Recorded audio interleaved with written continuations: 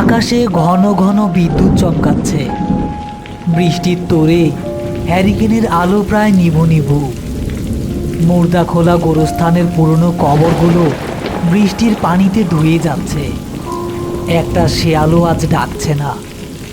ব্যাঙের ডাকও একদম বন্ধ হয়ে গেছে। গোরস্থানের মাঝখানে একটা বাঁশের খাটিয়ার ওপর সাদা কাফনে মোড়ানো একটা লাশ রাখা। আরিফ আর সেলিম হাঁটু সমান কাদায় দাঁড়িয়ে কোদাল চালিয়ে একটা নতুন কবর খুঁড়ছে। হ্যাঁ ওস্তাদ, এই দেওয়ার ইসলাসটা গ্রামের মসজিদে না রাইখা এই রাইতে এইখানে দাফন করার কি দরকার ছিল? চেয়ারম্যান সাহেব তো আমাকে বলির পাঠা বানাইল। চুপ কইরা মাটি কাটছেলি। এই লাশ সাধারণ না। তুই দেখোস নাই, আসরের পর যখন লাশটা নদী থেকে তুলল তখন গ্রামের কুকুরগুলা কেমনে কান্তা ছিল। হুজুর জানাজা পড়াইতে রাজি হয় নাই, কইছে এই লাশের গায়ে মানুষের কোনো গন্ধ নাই। লাশটা 3 দিন ধরে নদীতে ভাসছিল বলেই ধারণা করা হচ্ছে। কিন্তু আশ্চর্যের বিষয় হলো লাশটা এতটুকু পচেনি বা ফোলেনি, বরং লাশের কাছ থেকে পুরনো চামেলি ফুলের একটা তীব্র মাতাল করা সুবাস আসছিল, যা সাধারণত গোরস্থানে খুব অশুভ লক্ষণ হিসেবে ধরা হয়। হঠাৎ সেলিমের কোদালটা মাটির নিচে শক্ত কিছুতে আটকে গেল। একটা খটাস করে আওয়াজ হলো। উস্তাদ, নিচে কি জানি শক্ত ঠেকতাছে, পাথর নাকি? আরিফ কোদাল সরিয়ে হাত দিয়ে কাদা সরাতেই দেখল সেখানে কোনো পাথর নেই, বরং একটা পুরনো কবরের ছাদের বাঁশ বেরিয়ে পড়েছে। তার মানে তারা ভুল করে একটা পুরনো কবরের ওপর নতুন কবর খুঁড়ছে। ইন্নানিল্লাহ, এইটা তো আরেক জনের কবর। মাটি চাবা বেছেলি, পাশে আরেকটা খুঁড়তে হইব। উস্তাদ উস্তাদ, ওই দেখেন লাশটা। হ্যাঁ, কি হইতে লাশের? বাতাস তো উত্তর দিক থেকে দিতেছে, কিন্তু লাশের কাফনের কাপড় তো দক্ষিণ দিকে উঠতেছে। আর খাটিয়াটা একটু আগে ওই কদম গাছটার নিচে আসিল না, এখন দেখেন 3 হাত আগায় আইলো কেমনে? আরিফ দ্রুত হ্যারিকেনটা তুলে খাটিয়ার দিকে এগুলো। খাটিয়াটা তাদের ঘোরা কবরের অনেকটা কাছাকাছি চলে এসেছে। বৃষ্টির পানিতে কাফনের কাপড় ভিজে শরীরের সাথে লেপ্টে আছে, কিন্তু আরিফের চোখ আটকে গেল লাশের বুকের দিকে। ভিজে যাওয়া কাফনের নিচে লাশের বুকটা একবার ধীরে ধীরে ফুলে উঠছে, আবার নামছে, যেন লাশটা নিঃশ্বাস নিচ্ছে। লা ইলাহা ইল্লাল্লাহু মুহাম্মাদুর রাসূলুল্লাহ। সেলিম, ভয় পাইস না। লাশের পেটে গ্যাস জমলে অনেক সময় এমন হয়। তাড়াতাড়ি এইখানের মাটি সরা। আইজ রাইতেই এই আপদ মাটির নিচে পুঁততে হইব। সেলিম এবার কোনো প্রশ্ন না করে পাগলের মতো মাটি কাটতে শুরু করলো। তার একটাই উদ্দেশ্য, যত দ্রুত সম্ভব কাজ শেষ করে এই অভিশপ্ত জায়গা থেকে পালানো। আধা ঘন্টার মধ্যে কবর খোঁড়া শেষ হলো। আরিফ এবং সেলিম খাটিয়ার 2 পাশে দাঁড়ালো, লাশটা ধরাধরি করে কবরে নামানোর জন্য। নে, বিসমিল্লাহ কইরা ধর। তারা দুজনে মিলে লাশের নিচে হাত দিয়ে তুলতে গেল, কিন্তু এ কি, লাশটা মনে হচ্ছে যেন 1 টন ওজনের লোহার টুকরো।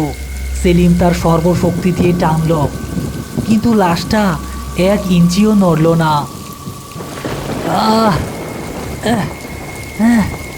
উস্তাদ, এইটা এইটা তো মানুষের ওজন না। আমার হাতের রক ফাইটা যাইতাছে, কিন্তু লাশটা তো নড়েই না। জোর দেশেলি, এইটা শয়তানের ধোকা। ও মাটির নিচে যাইতে চায় না, কিন্তু আইসকা ওরে আমি পুইতা তবেই যামু। নে, হাত লাগা। তারা দুজনে মিলে প্রাণপণ শক্তিতে হ্যাচকা টান দিতেই লাশটা শূন্যে ভেসে উঠল। কিন্তু তোলার সময় সেলিমের হাত পিছলে লাশের কাফনের ভেতর ঢুকে সরাসরি ঠান্ডা চামড়ায় গিয়ে লাগল। সেলিমের মনে হলো সে কোনো বরফের টুকরো নয়, বরং জ্যান্ত সাপের গায়ে হাত দিয়েছে। লাশটার গা বরফের মতো ঠান্ডা হলেও চামড়ার নিচে মাংসপেশিগুলো যেন সাপের মতো কিলবিল করছে। কোনো মতে তারা লাশটাকে কবরের ভেতরে নামালো। ইসলামী নিয়ম অনুযায়ী কবরে রাখার পর লাশের মাথার দিকে এবং পায়ের দিকের কাফনের গিঁট খুলে দিতে হয়। আরিফ কবরের ভেতরে নামলো গিঁট খোলার জন্য। তুই হ্যারিকেনটা নিচে ধর সেলিম, আমি মাথার গিটটা খুইলা দিতাছি। সেলিম কাঁপতে কাঁপতে কবরের ওপর থেকে হ্যারিকেনটা নিচের দিকে ধরল। আরিফ লাশের মাথার কাছে বসে বিসমিল্লা বলে মাথার কাফনের গিঁটটা খুলল। কাফনের কাপড়টা মুখ থেকে সরে গেল। ঠিক সেই মুহূর্তে আকাশে বিকট শব্দে একটা বাজ পড়ল এবং বিদ্যুতের আলোয় পুরো গোরস্থান দিনের মতো আলোকিত হয়ে উঠল। আর সেই আলোতে আরিফ যা দেখল তাতে তার মতো শক্ত মানুষের কলিজাও শুকিয়ে গেল। লাশটার চোখ দুটো খোলা, শুধু খোলা নয়, চোখ দুটোতে কোনো কালো মণি নেই, পুরোটাই ঘোলাটে সাদা। আর সেই সাদা চোখ দুটো সোজা আরিফের দিকে তাকিয়ে আছে।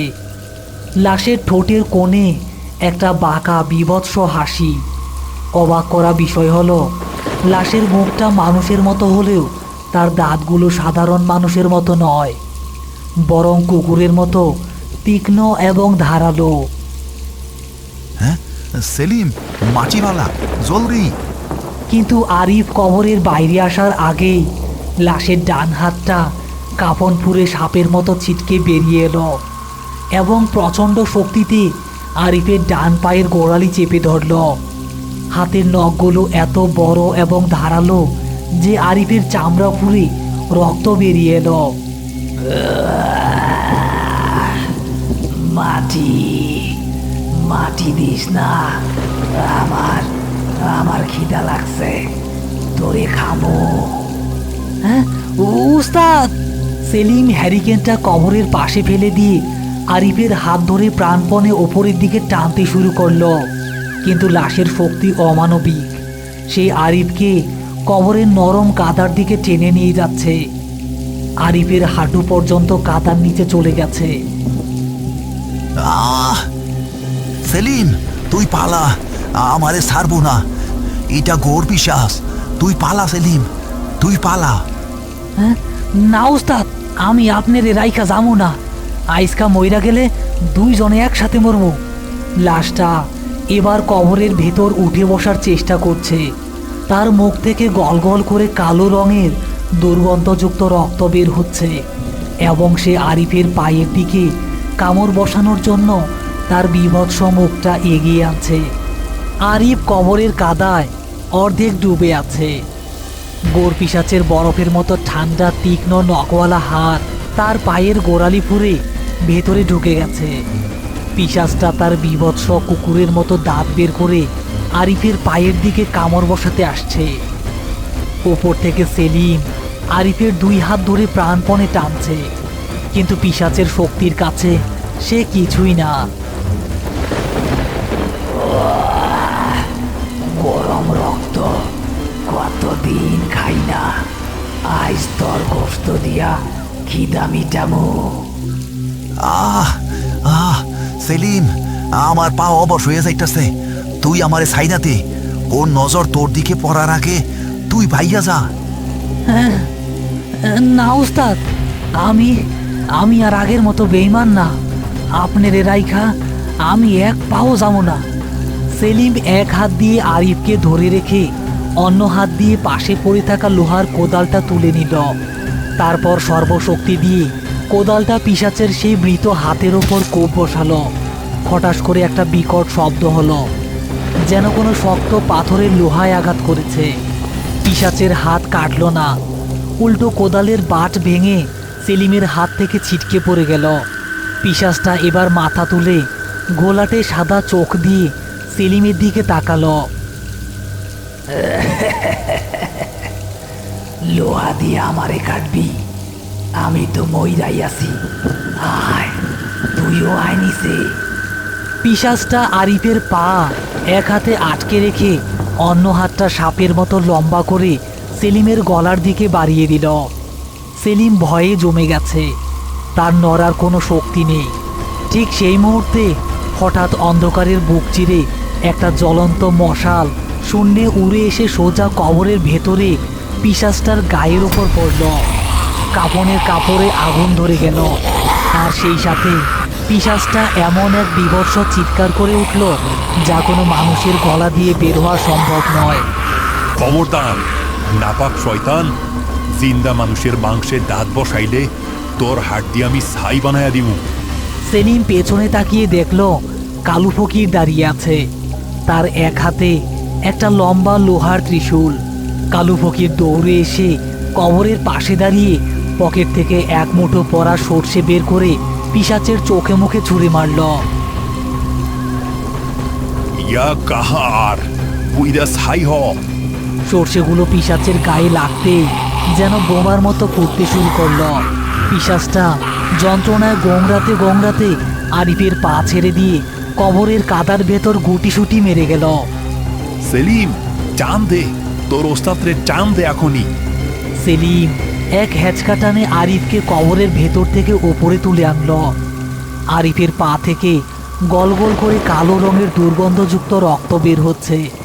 সে ব্যথায় জ্ঞান হারানোর উপক্রম। ফকির বাবা, এইটা কি জিনিস? এইটা সাধারণ লাশ না আরিফ, এইটা গোর পিশাচ। কেউ হয়তো জাদু টোনা কইরা এই পিশাচ রে লাশের ভিতর ঢুকাইয়া নদীতে ভাসায়া দিছিল। এই হারামজাদা আইজ রাইতে তোকে খাইয়া এই গোরস্থানে আস্তানা করব। কবরের ভেতর থেকে পিশাচটা আবার গোংরাতে শুরু করেছে। আগুন নিভে গেছে বৃষ্টির পানিতে। সে এবার দুই হাতে কবরের মাটি খামচে ওপরে ওঠার চেষ্টা করছে। তার মুখ দিয়ে কালো ফেনা বের হচ্ছে। ওরে আইজ রাইতেই এই কবরে দাফন করতে হইব, নাইলে কাইল থাইকা গ্রামের একটা মানুষ রেওয়ার জিন্দা রাখবো না। কেমনে দাফন করমু? ও তো উইট হাইতাছে। সেলিম, তোর উস্তাদ জখম হইছে, সে আর পারবো না, কাজটা তোরেই করতে হইব। আমারে উস্তাদ? হ, আমি উপর থাইকা বন্ধনের মন্ত্র পড়মু। মন্ত্র পড়া শেষ না হওয়া পর্যন্ত তুই কবরের নিচে নামবি। ওর বুকের ঠিক মাঝখানে এই ত্রিশূলটা সর্বশক্তি দিয়া পুইতা দিবি। একবার ত্রিশূল গায়ে থাকেলে ও আর নড়তে পারবো না। পারবি তুই? তোর উস্তাদের জানের বদলা নিতে পারবি? সেলিম এক সময় খুবই ভীত এবং লোভী ছিল। বিপদে পড়লে পালিয়ে যাওয়াই ছিল তার স্বভাব। কিন্তু আজ কাদায় মাখামাখি হয়ে পড়ে থাকা আরিফের মুমূর্ষ মুখটা দেখে তার ভেতরের সব ভয় উধাও হয়ে গেছে। ওস্তাদ তাকে সন্তানের মতো ভালোবাসেন। আজ ওস্তাদের জন্য সে জান দিতেও রাজি।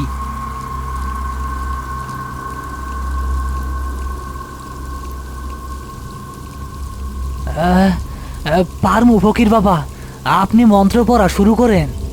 কালু ফকির চোখ বন্ধ করে বিকট শব্দে মন্ত্র পড়তে শুরু করলো। গোরস্থানের বাতাস যেন হঠাৎ করে ভারী হয়ে গেল। সেলিম এক লাফে সেই 8 ফুট গভীর কবরের ভেতর জ্যান্ত পিশাচটার বুকের ওপর গিয়ে পড়ল। সাইরা দে, আমারে সাইরা দে। পিশাচটা তার ধারালো নখ দিয়ে সেলিমের পিঠে খামচে ধরল। সেলিমের পিঠের চামড়া ছিঁড়ে রক্ত বের হতে লাগলো, কিন্তু সে ভ্রুক্ষেপ করল না। সে তার 2 হাত দিয়ে ত্রিশূলটা সোজা করে ধরল পিশাচের বুকের ঠিক মাঝখানে। সেলিম, মারকো, এখনই মার। আল্লাহু আকবার! সেলিম ত্রিশূলটা পিশাচের বুক চিরে সোজা কাদার ভেতর গেঁথে দিল। পিশাচটার শরীর ধনুকের মতো বেঁকে শূন্যে উঠল। তার চোখ থেকে কালো তরল ছিটকে বের হয়ে সেলিমের মুখে পড়ল। এরপর একটা দীর্ঘ হাড় কাঁপানো গোংরানির সাথে সাথে পিশাচের শরীরটা দপাস করে কাদায় লুটিয়ে পড়ল। জলদি উপরে আয় সেলিম, মাটি ফালা, আর এক মুহূর্ত দেরি করিস না। সেলিম দ্রুত কবর থেকে উঠে এলো। তারপর সে আর আরিফ দুজনে মিলে পাগলের মতো কোদাল দিয়ে মাটি ফেলতে শুরু করলো। 5 মিনিটের মধ্যে কবরটা পুরোপুরি ঢাকা পড়ে গেল। কালু ফকির কবরের 4 কোণায় 4টা মন্ত্রপুত লোহার পেরেক পুঁতে দিল, যাতে পিশাচটা আর কোনোদিন বের হতে না পারে। 1 মাস পর আরিফ চায়ের দোকানে বসে আছে।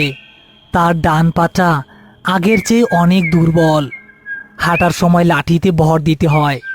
সেলিম তার পাশেই বসে আছে।